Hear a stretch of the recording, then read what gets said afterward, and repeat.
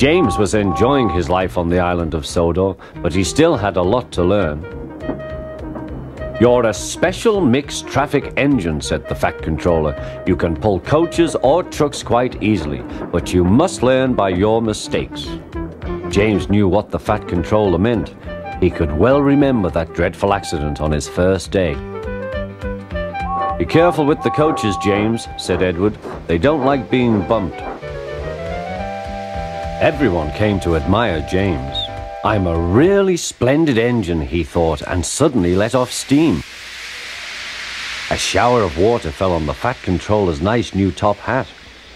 Just then the guard blew his whistle, and James thought they had better go. Go on," he puffed to Edward. Don't push," replied Edward. The coaches were grumbling too. "Don't go so fast, don't go so fast." But James didn't listen.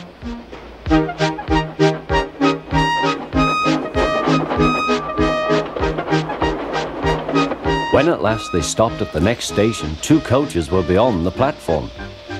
They had to go back to let the passengers out. But no one seemed to know about the Fat Controller's top hat, so James felt happier. Presently they came to the station where Thomas was waiting with his 2 coaches. "Hello, James," said Thomas. "Feeling better?" "That's right." "Oh, that's my guard's whistle. I must go. I don't know what the Fat Controller would do without me to run this branch line," and he puffed off importantly. Edward and James passed the field where James had had his accident. The fence was mended and the cows were back again.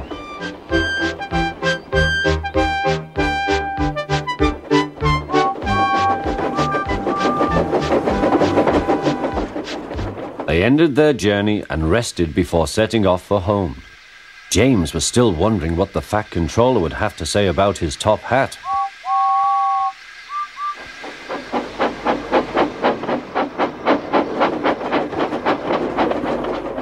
Next morning, the Fat Controller spoke severely to him.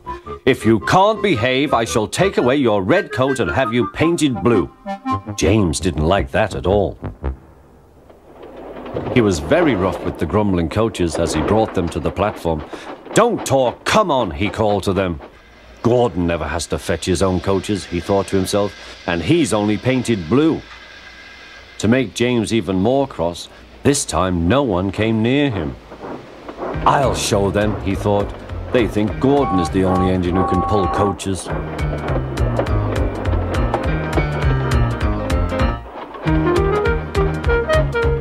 "Hurry, hurry, hurry," puffed James.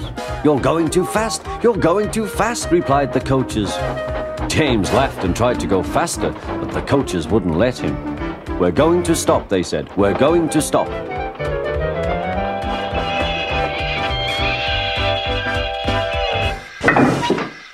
"What's the matter?" James asked his driver. "The brakes are hard on. Leak in the pipe, most likely. You've banged the coaches enough to make a leak in anything." "How shall we mend it?" said the guard. "We'll do it with newspaper and a leather bootlace," replied the driver.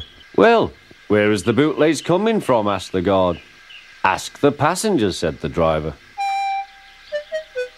"You have a leather bootlace there, I see, sir," said the guard to a smartly dressed man. "Please give it to me." "I won't," said the man. "Then," said the guard, "I'm afraid the train will just stop where it is." The passengers all said what a bad railway it was. Then they told the man how bad he was instead. Everyone was very cross.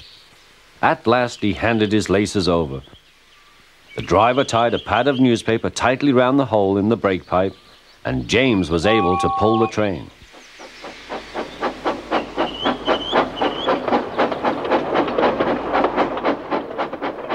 But he was a sadder and wiser James, and took care never to bump coaches again.